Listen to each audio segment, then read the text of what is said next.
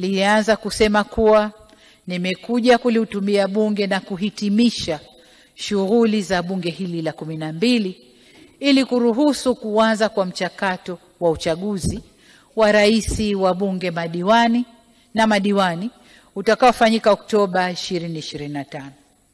Uchaguzi ni zoezi la kikatiba na lenye umuhimu katika kukuza demokrasia nchini na kuwapa wananchi fursa ya kuchagua viongozi wanaowataka. Katika hilo, natambua kuwa baadhi yenu hapa mmeonyesha nia kuwania tena nafasi zenu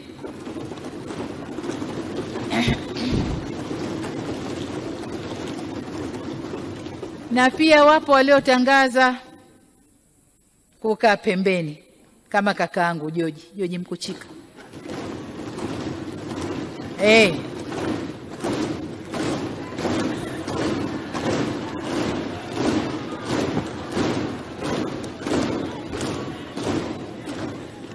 Yeye ameshasema mimi jamani imetosha, na kaa pembeni. Sasa kwa wanaoendelea, niwatakie kila la kheri.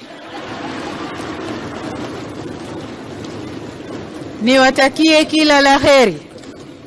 Na najua mambo yamekuwa vizuri. Lakini msisahau Chalamila yupo. Chalamila yupo.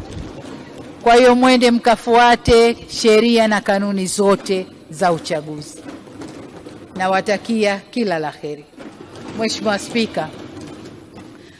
Spika, kwa upande wa serikali tumejipanga kuhakikisha uchaguzi unakuwa huru na wa haki. Na serikali itakuwa macho kipindi chote kusimamia sheria na utulivu wa nchi. Narudia, serikali, dola itakuwa macho kipindi chote kusimamia sheria na utulivu wa nchi. Nitumie fursa hii kuhimiza vyama vyote vya siasa kutoa fursa za kutosha kwa wagombea wanawake, vijana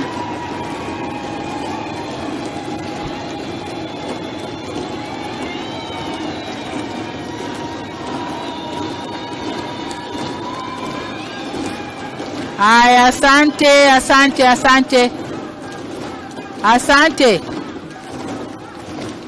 asante, nataka nirudie hilo.